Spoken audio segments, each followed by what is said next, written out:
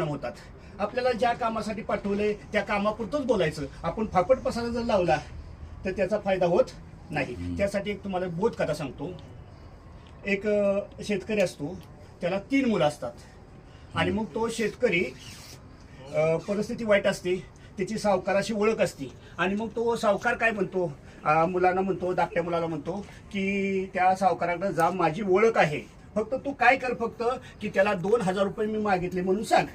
मग आता धाकट्या मुलाला फक्त काय काम सांगितलं, तर फक्त सावकाराकडे जाऊन 2000 रुपये मागायचे, एवढंच काम होतं. मग तो मुलगा गेला. आता सावकार म्हटलं की ते डबल मजली माडी आणि मग त्या माडीवर सावकार बसलेला होता.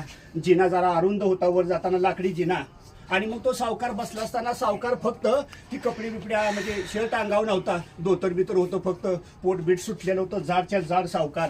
आणि मग गेल्या गेल्या तो मुलगा काय केलं त्यानं, तर मुलगा जोर जोरात हसायला लागला.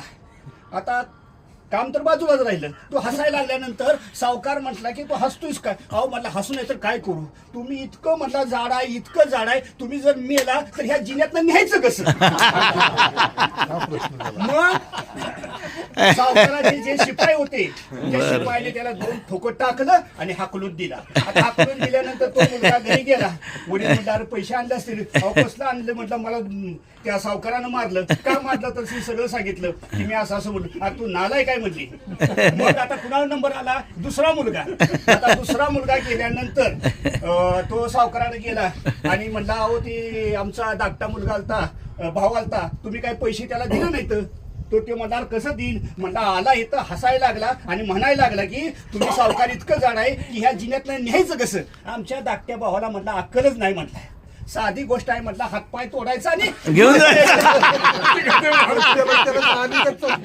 मस्त मस्त काय झालं, मार दिला. काय झालं माहितीये का, तो घरी आला, वडिलांना ती सगळी हिस्ट्री सांगितली. सांगितल्यानंतर वडील म्हणला तू पण आलाय, आता याला थोरला तरी कळताय, थोरल्याला तर बरंच काही कळत असेल.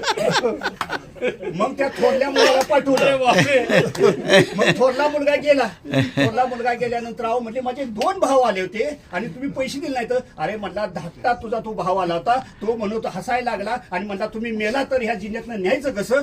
दुसरा बी तुझा भाऊ नालायक निघाला म्हणले की या ठिकाणी हातपाय तोडायचं न्यायचं. आमच्या दोन्ही भावाला म्हणला अक्कल नाही. म्हणला दोन्ही भावाला अक्कल नाही. म्हणला माडीलाच आग लावायची.